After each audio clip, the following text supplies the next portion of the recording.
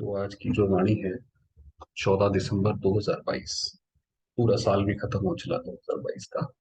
तो आज की जो वाणी है, तो बाबा ने बोला कि एक तो अन्न की जरूर संभाल रखनी है। सबसे बड़ी बात ये रखी। और ये सृष्टि का परिवर्तन कैसे होगा उसके ऊपर भी बाबा ने कुछ बात बताई। बाबा कह रहे हैं, मीठे बच्चे, तुम्हें ज्ञान का तीसरा नेत्र मिला है। तुम्हें ज्ञान का तीसरा नेत्र मिला है का मतलब है कि अब हमें हर चीज समझ आई है।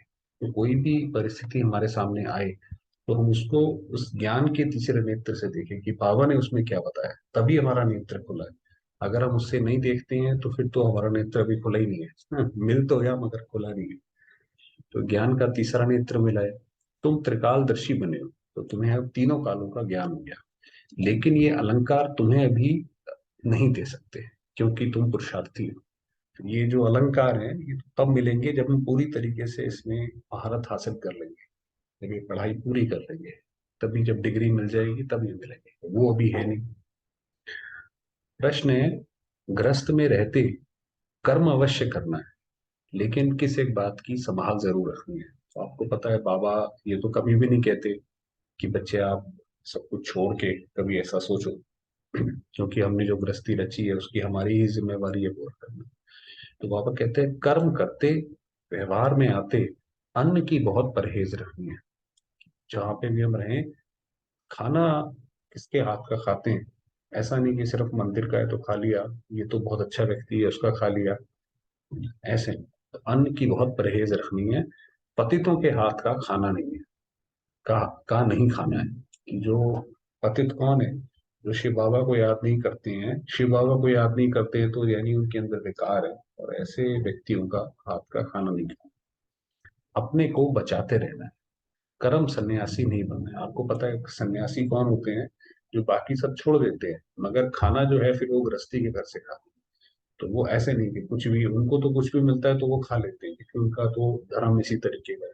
हमारे साथ ऐसा नहीं। कर्म सन्यासी नहीं बनना है, लेकिन परहेज जरूर रखनी है। तो ये जो खाने की परहेज बताई वो रखनी है। तुम कर्म योगी हो, कर्म करते बाप की याद में रहो, तो विकर्म विनाश में। कोई भी कर्म कर रहे हैं, साथ में बाबा की याद रखें किसी ना किसी रूप से, चाहे स्नेह से चाहे कुछ भी। आज का वरदान भी इसी के ऊपर है। तो उसमें याद रखेंगे तो विकर्म विनाश होंगे। ओम शांति। बाप बच्चों को बैठ समझाते हैं। जब कोई गीता आदि सुनाते हैं तो कहते हैं यदा यदा ही धर्मस्य, उसमें आता है ना गीता में, ग्लानिर्भवति भारत।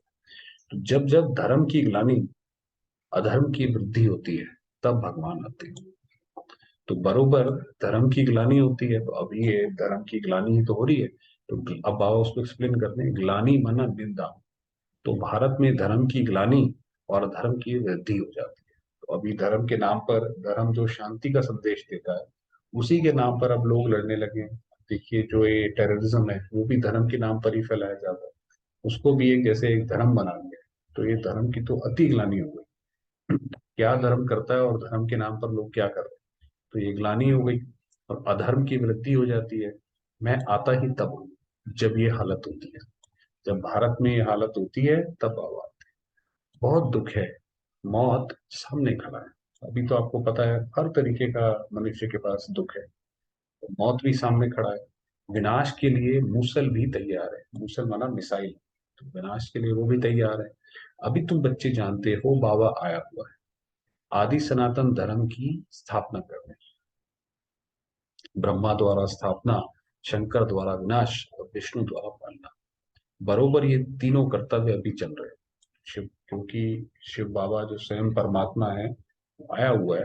तो ये तीनों ही जो उसके कर्तव्य हैं, स्थापना पालना विनाश, वो अभी तीनों एक साथ साथ चल रहे हैं। विनाश की भी तैयारियां धीरे धीरे होती जा रही हैं। स्थापना जो अभी हम पढ़ाई पढ़ रहे हैं वो स्थापना है, और फिर भविष्य में पालना के लिए भी तैयार होंगे। तो ये हो रहे हैं। अभी तुम ब्राह्मण हो, और जानते हो अभी हम ब्राह्मण से फिर देवता बन रहे हैं। अभी शिव बाबा के पुत्र हैं। अभी जैसे ग्रैंड सन है शिव बाबा के। शिव बाबा का एक बच्चा कौन है? ब्रह्मा। और एक से फिर तुम कितने बच्चे बनते जाते हो। पतितों को पावन बनाने की सेवा तुम कर रहे हो। ये हमारी सेवा, ये है बेहद का यज्ञ। यज्ञ में सारी पुरानी दुनिया स्वाहा भूति। तो ये जो यज्ञ दुनिया में करते हैं, वास्तव में यज्ञ करे ही इसीलिए जाते हैं जब कोई आपदा आती है। कोई पहले जब कोई बरसात नहीं होती थी या बहुत ज्यादा हो जाती थी, तो उस केस में यज्ञ करा जाता था। तो ये भी यज्ञ जो है इसीलिए करा गया है कि ये जो दुनिया का दुख है वो दूर हो। मगर इस यज्ञ में पूरी ये दुनिया जैसे स्वाहा होगी, जलेगी। तो इस यज्ञ के बाद फिर कोई यज्ञ होगा ही। ये एक यज्ञ हो गया विश्व शांति के लिए। उसके बाद विश्व में शांति शांति रहेगी 2500 वर्ष। सतयुग त्रेता में कोई यज्ञ रचते ही नहीं है, वहां कोई पूजा पाठ, भक्ति, यज्ञ ये सब नहीं रचते। यज्ञ रचते ही हैं विघ्नों को हटाने के लिए। भाई कि कोई विघ्न आता है, उसको हटाने के लिए लोग अपने घर में रखवाते हैं यज्ञ। ये तो बहुत भारी विघ्न है, विनाश जो है तो बहुत भारी विघ्न है। तो इसके लिए बड़ा यज्ञ चाहिए। ये है बेहद का यज्ञ। ये जो यज्ञ है, ये कोई किसी के घर में नहीं है। जैसे ये पूरी अर्थ पर, पूरी पृथ्वी एक जैसे टापू है, तो उसके ऊपर ये यज्ञ है। इसमें पुरानी दुनिया की सामग्री जो भी है सब स्वाहा होगी। जो भी सब कुछ है वो सब स्वाहा हो जाएगा। रुद्र अर्थात शिव बाबा एक ही है। जैसे शिव का रूप है, वैसे रुद्र का भी रूप है। श्री कृष्ण तो साकारी है। इसका सच्चा सच्चा नाम ही है शिव ज्ञान यज्ञ। ये जो यज्ञ है इसका नाम है, ये शिव बाबा द्वारा स्थापन किया हुआ अश्वमेध यज्ञ है। तो श्री कृष्ण ने स्थापन नहीं किया, क्योंकि वो बता दें कि श्री कृष्ण ने गीता सुनाई। तो इसलिए बाबा कह रहे वो तो साकारी है। जब इस दुनिया में सब कुछ जल जाएगा, सारे शरीर भी जल जाएंगे, तो श्री कृष्ण का शरीर भी जल जाएगा। तो वो तो श्री कृष्ण तो शरीर से है। शिव बाबा कहते हैं, रुद्र बाबा नहीं कहते हैं। तो भोला भंडारी शिव बाबा को कहते हैं। ये है शिव बाबा का यज्ञ। उनसे हमें सृष्टि के आदि मध्य अंत की नॉलेज मिल रही है। अब ये यज्ञ है, उस यज्ञ में हमें नॉलेज मिल रही है। तुम जानते हो हमको ज्ञान का तीसरा नेत्र मिला है। देवताओं को तीसरा नेत्र दिखाते हैं ना, परंतु यह है ज्ञान का तीसरा नेत्र। ये जो शंकर को दिखाते हैं वो वास्तव में हमारा स्वरूप है। हमें वो तीसरा नेत्र मिला है क्योंकि हमें उस ज्ञान की जरूरत है। जब ये सारी दुनिया खराब हो रही है, सारी दुनिया पतित है, दुखी है, उसमें हम सुखी कैसे रहेंगे? जब हमें वो तीसरा नेत्र मिल गया, उससे जब हम हर चीज देखते हैं, अच्छा ये ड्रामा कल्याणकारी है, अच्छा जी ये तो आत्मा है, शरीर तो अलग है। तो जब हम ये देखते हैं तो हमें फिर उसमें हम बचे रहते हैं। तो ये ज्ञान का तीसरा नेत्र है, जो तुम ब्राह्मणों को मिलता है, जिससे तुम देवता बनते हो। ये नेत्र मिलने के बाद जो है हम देवता बनते हैं। वहां तीसरे नेत्र की दरकार नहीं है। देवताओं को इस ज्ञान की ना जरूरत है और ना उनके पास ये ज्ञान है। क्योंकि अगर उन्हें इस वक्त ये उन्हें ये ज्ञान मिल जाए कि ये सृष्टि ऐसे चक्कर काटती है और उसके बाद आपको नीचे जाना है, तो वो तो राजा ही नहीं कर पाएंगे, वो तो दुखी हो जाएंगे। या तो फिर वो इसी उसमें लग जाएंगे कि हम नीचे ही ना गिरे, कि मनुष्य का है तो ऐसे ही ना, स्वार्थी है तो उसमें लग जाएगा, तो राजा ही कहाँ से करेगा। तो बाबा ने कहा वहां तीसरे नेत्र की दरकार नहीं है। परंतु तुमको तो दिखा नहीं सकते क्योंकि तुम पुरुषार्थी हो, चलते चलते भाग जाते हो। इसलिए जो फाइनल रिजल्ट वाले हैं उनको ये अलंकार दी। तो ये अलंकार है जो देवताओं को देते हैं, कमल का फूल, गदा, ये सुदर्शन चक्र जो देवताओं को दिखाते हैं। तो बाबा ने कहा ये तुम्हारे अलंकार है, मगर ये मिलेंगे जब जब तुम फाइनल रिजल्ट में आउट हो जाओगे। जैसे वो उसकी डिग्री होती है, ग्रेजुएशन की डिग्री होती है, उसके बाद वो ब्लैक को पूरा का पूरा कोट क्या होता है दिया जाता है। तो वो डिग्री पूरे के बाद मिलेगा। तो इसीलिए ये पूरी रिजल्ट के बाद मिलेगा। नहीं तो देवताओं के पास थोड़े ही शंख चक्र आदि हैं। ये सृष्टि चक्र के आदि मध्य अंत की नॉलेज तुमको सुना रहे हैं। ये वास्तव में जो ये अलंकार हैं, ये जो है हमारे शंख ध्वनि करना, जो हम ये ज्ञान दूसरों को सुनाते हैं, उसका अर्थ है शंख। उन्होंने फिर शास्त्रों में लिख दिया है कि सुदर्शन चक्र से फलाने को मारा, ये किया। बाप कहते हैं मैं तो पतितों को पावन बनाने आता हूँ, इसमें हिंसा की तो बात ही नहीं। बाबा कहते हैं ऐसा थोड़ी कि अर्जुन ने पूरी गीता सुनी और अहिंसा परमो धर्म और उसके बाद जाके सबको उसने मार दिया, ये कोई बात थोड़ी हुई। बाबा ने कहा मैं जो ज्ञान सुनाता हूँ उसमें कोई हिंसा की बात, ना ऐसा कि सुदर्शन चक्र से सबके गले कट गए। वो तो सुदर्शन चक्र जब हम चलाते हैं तो माया के गले कट जाते हैं, जो माया है उससे हम दूर हो जाते हैं। देवताओं का है ही अहिंसा परमो धर्म। वही बताया कि देवता तो परमो धर्म फॉलो करते हैं। श्री कृष्ण के लिए फिर हिंसा करना कैसे लिखा है, कैसे वंडरफुल चित्र बनाए। वहां ही गीता सुनाते, राजयोग सिखाते, वहां ही फिर किसको मारते हैं, माना उसी रथ पे भगवान ने बैठ के गीता सुनाई, उसको सब राजयोग सिखाया, एक तो इतने शोर में सिखाया, और उसके बाद फिर सीखने के बाद भी अर्जुन ने क्या करा, मार दिया। तो बाप को तो याद करते ही हैं, इसलिए कि आकर पतित दुनिया को पावन बनाओ, राजयोग सिखाओ। बाप कहते हैं ज्ञान का सागर, नॉलेजफुल मैं हूं। तुमको नॉलेज मिल रही है, इसको ही अमर कथा कहते हैं। तो ये आप देखिए, जो अमर कथा, तीजरी की कथा जो भक्ति में भी सुनाई जाती है, उसमें कथा नहीं सुनाते, उसमें कथा का महत्व सुनाते हैं कि फला व्यक्ति ने, फला राजा था, उसने कथा नहीं सुनी, उसके साथ ऐसा हो गया, उसने सुनी, ये हो गया। अरे मगर वो कथा कौन सी है? तो ये कथा वास्तव में ये वाली है जो बाबा सुना रहे हैं। इसको ही अमर कथा कहा जाता है, क्योंकि इसके बाद आत्मा अमर हो जाती है, तो इसलिए अमर कथा, तीसरी की कथा। तीसरा जो नेत्र मिलता है तो तीसरी की कथा। वह तो शिव शंकर को एक कह देते हैं, दुनिया में तो कहते हैं शिव शंकर भरदे झोली। शंकर सूक्ष्म वतन वासी है, वह कैसे कथा सुनाएंगे? आपको पता है शंकर तो शंकरपुरी है, वो तो सूक्ष्म वतन में उसका एक स्थान है, वहां पर वो बैठा हुआ है, तो वो कैसे कथा सुनाएगा? उनको तो नॉलेजफुल नहीं कहा जाता। शिव बाबा सारे सृष्टि का राज समझाते हैं, जो नॉलेज कोई के पास है नहीं। ये जो नॉलेज है जो बाबा देते हैं, ये किसी और के पास दुनिया में है ही नहीं।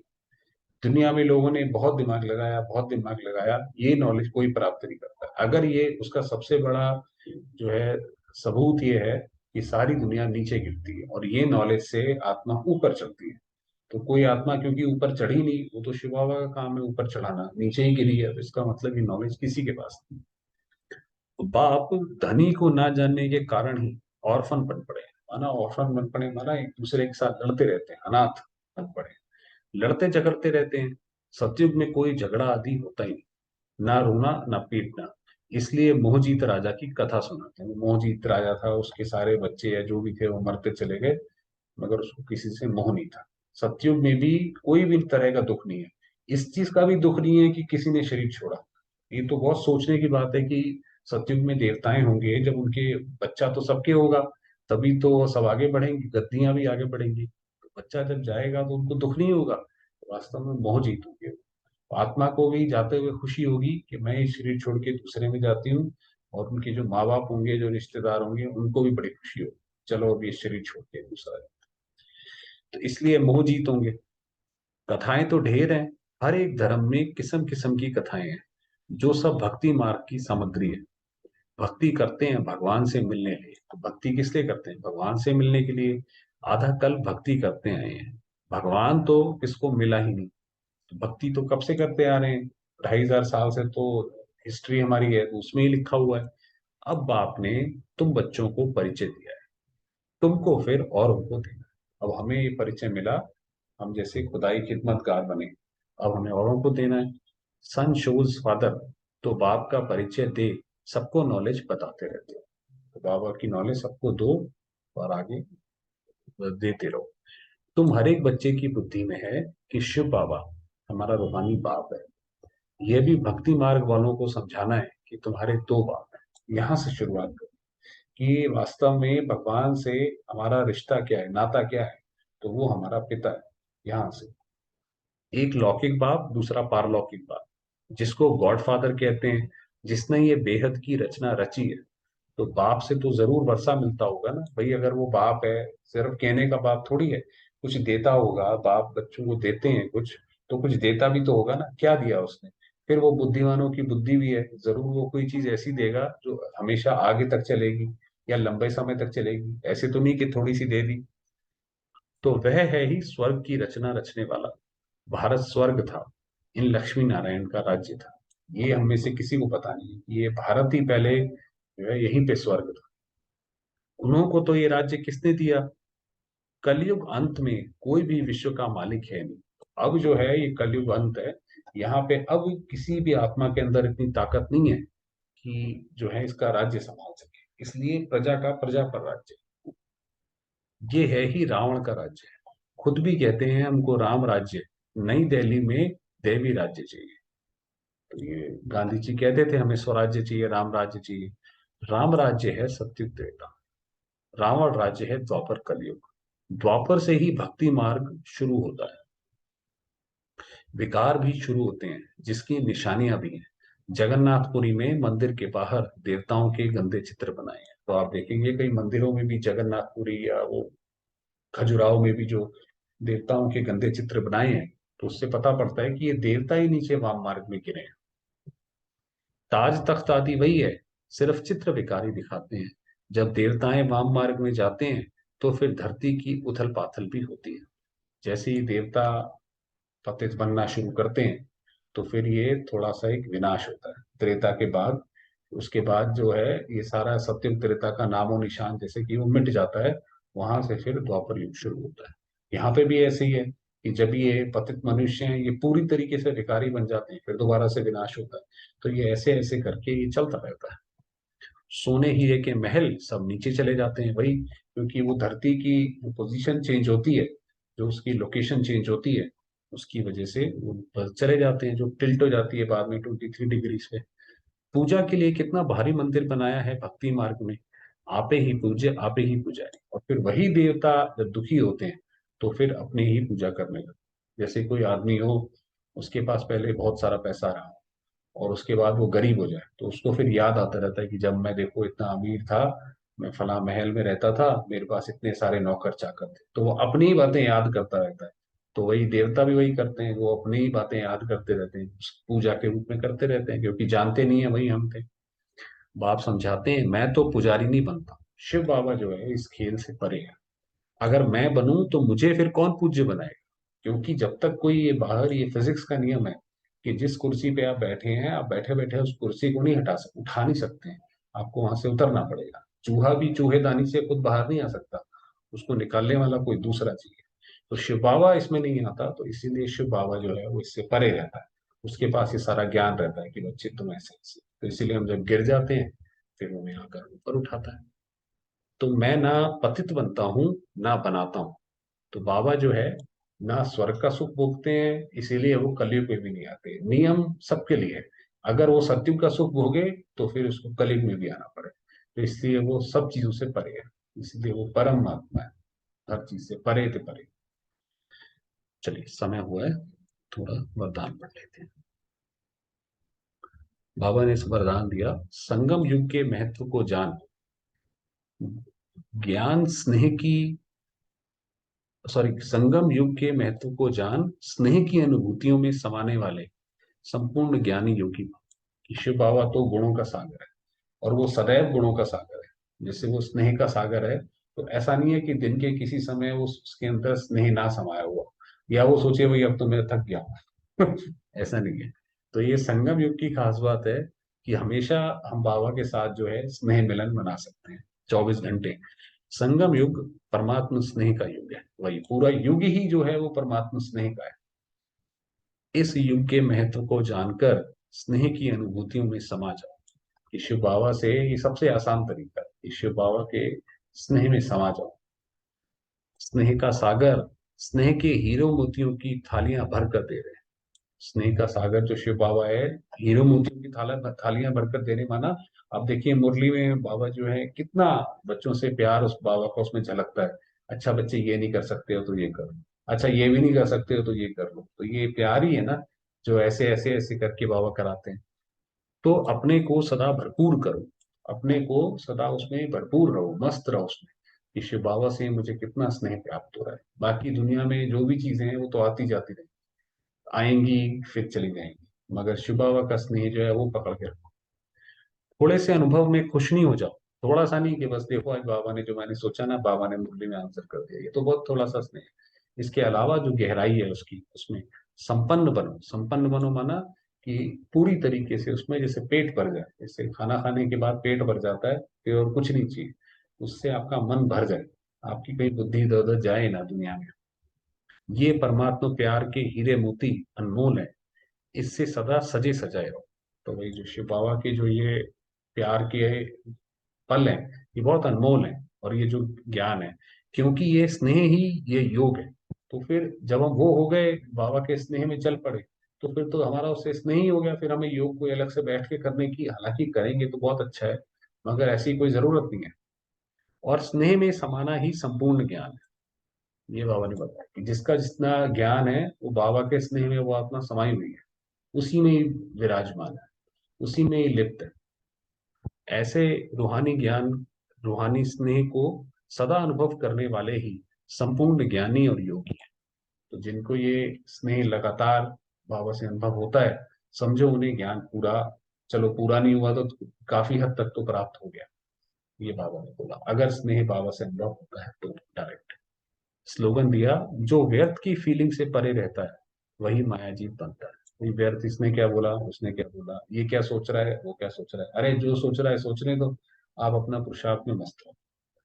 ठीक है ना। तो वो वही मायाजीत है। वरना तो फिर हम यही सोचते रहेंगे कि वो क्या सोच रहा है, हम भी यही सोचेंगे वो क्या सोच रहे हैं, तो वो, ये तो उसका काम है ना, हमें थोड़ी सोचना है। चलिए, थोड़ी देर बाबा को याद करते हैं। समय।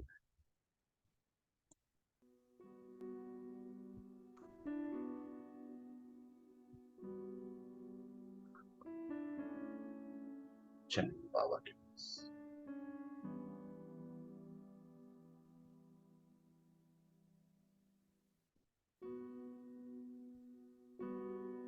मैं आत्मा, ज्योतिर्लिंग,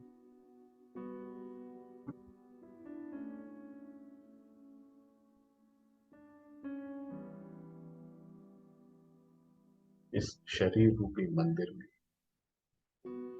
विराजमान।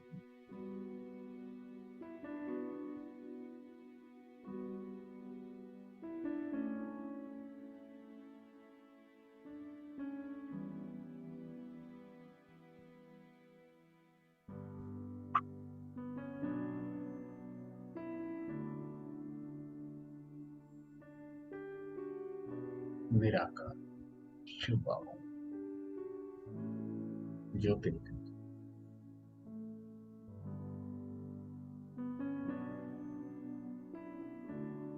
स्नेह के सागर, मेरे बाबा,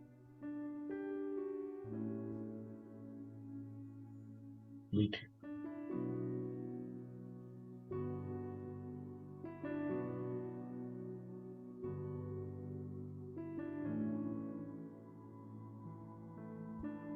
उनका अपार स्नेह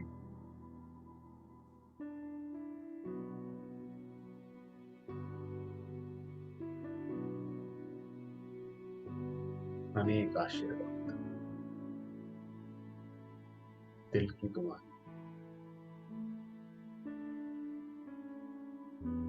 मुझे आत्मा पर बरस गई।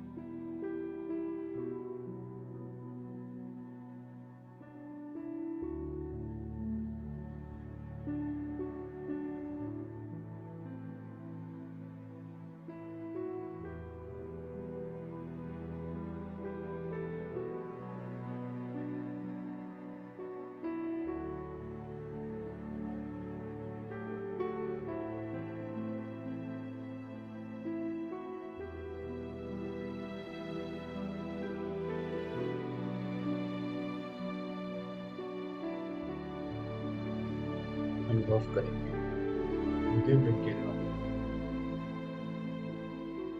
निस्वार्थ स्नेह को।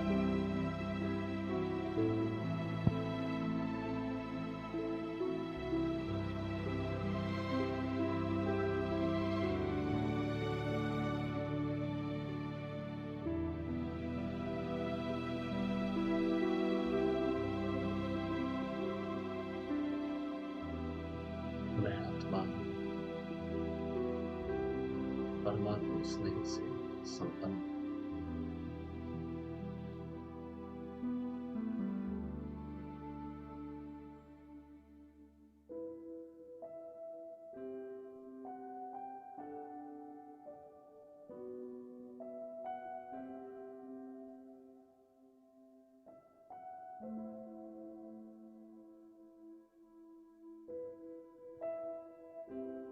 प्यारे बाबा की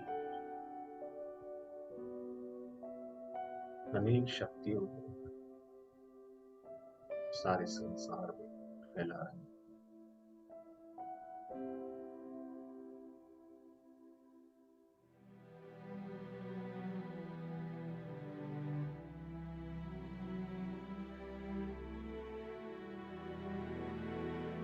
सर्वात्माएं ज्योति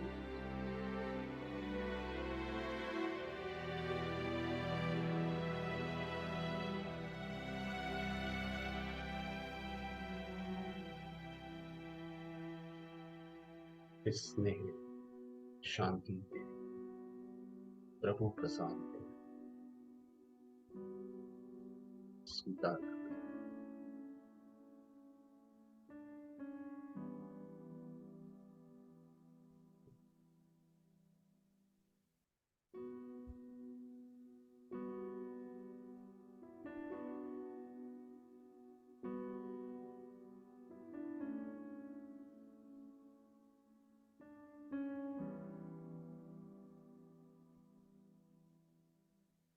अपने दुखों से, चिंताओं से मुक्त हो।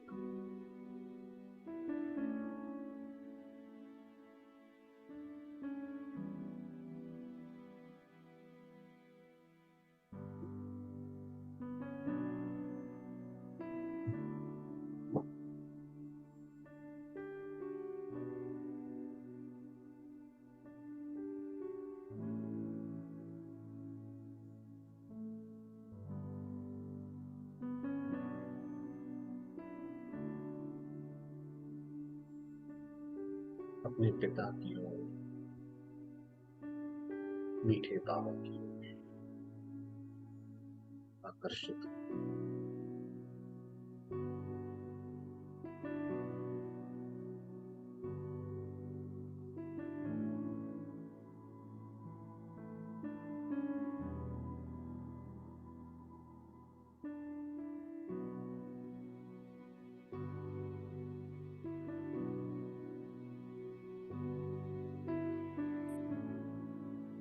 और मैं आत्मा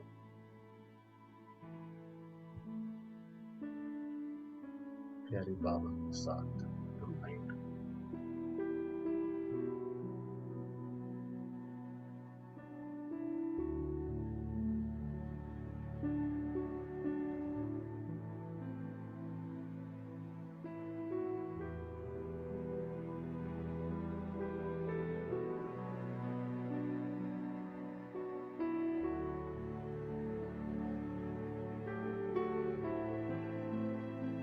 ओम शांति।